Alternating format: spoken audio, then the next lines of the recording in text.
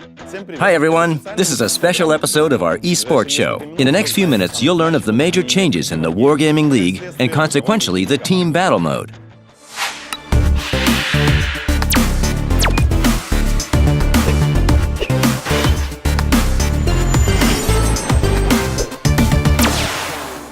It's time for global changes in tank esports. What changes?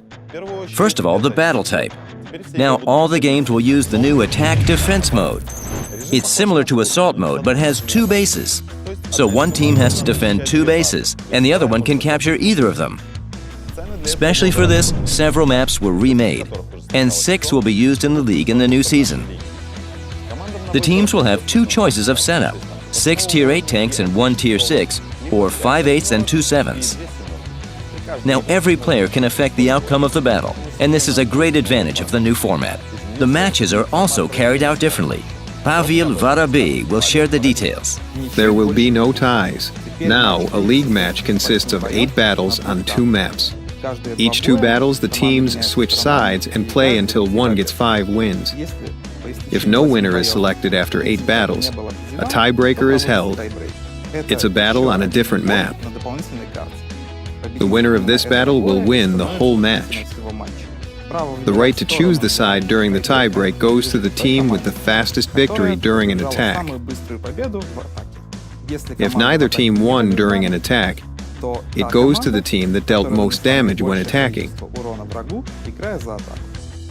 So now it's not good to stay on the defensive all the time. The team that plays more aggressively will have the advantage. We conducted lots of tests recently, some involved pro players. So all the changes to the format aren't random. We should ask the pro players to get their opinion on the matter. I like the new features, of course. The attack-defense idea was pretty obvious. Many online games have competitions held almost like this. Wargaming has invited 6 or 7 players from top teams, and the format was actively discussed. Something was approved, something declined, and as a result, we got this new format we'll see. First of all, the attack-defense format is good because we won't see much standing around. There'll be some positional attacks. Each round will have some kind of attack. Both the attacking and the defending team can go on the offensive. We will see lots of different tactics. Since being on the defensive isn't always an option, much depends on the map control, and if you give up the good positions to the attackers, you will be simply gunned down. So because of this, the team that's defending the bases will often have to attack and use offensive strategies. You'll have to act and make a battle plan in advance. The format is better for players because there will be no similar boring strategies. For example, there was a strategy for Ruinberg's bottom base. You stay put and nothing can move you because such defense is impenetrable. Now such a thing is impossible. Each map will have several attack options thanks to the 2 bases, and the defending opponent has to guess where you will go. Maybe they will try to catch you on the first base, maybe the second, or maybe divide forces. This is a great advantage for the attack, I think. The tactics will change from one battle to the other. There will be no all-purpose strategies. It will be important to act according to the situation. There are a few interesting moments. First, we will see new Tier 6-7 vehicles that will allow us to see new setups, tactics, and rollout. Maybe even the artillery will return, along with tank destroyers. Also, the captains will have to learn to drive vehicles, since driving a Tier 1 isn't an option now. They will have to drive a real combat vehicle while thinking about battle tactics.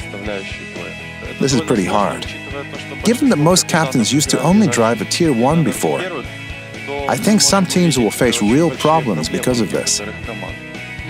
Playing will be much harder now, in my opinion, because all of the previous templates will be useless. In fact, the new format introduction is very good for young teams which weren't known before. An active practice for the new format can bring good results from the very first season. A great role is now played by teamwork, since there is now more combat units on the field. Many teams, including our own, will have changes in the lineup because we now must have 7 players that are good with the vehicles. The core of the team won't change much. 1 or 2 players will leave and be replaced with 2 or 3 stronger ones. Of course, the higher requirements of this format couldn't leave the team's lineup unchanged. Even our team will have changes. Now I will act not as the captain, but as a manager and coach. We recruited 2 young, motivated players from Unity instead of Tier 1s. They are Anatolich and Rino. So Unity also had certain changes. They recruited 3 players from Mind, as far as I know. I don't know where Mind will get new players, but I think these changes will affect all Gold Series teams. Given the great changes in the teams, and that many will have to learn to play together from scratch, many will have problems at first, but it's worth it. Now we'll see a cheerful tank massacre in every battle, and numerous tactics will appear. That's what we've been waiting for.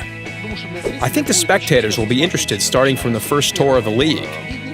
The tactics are pretty raw, and the teams will constantly surprise each other. I think the results will be unpredictable.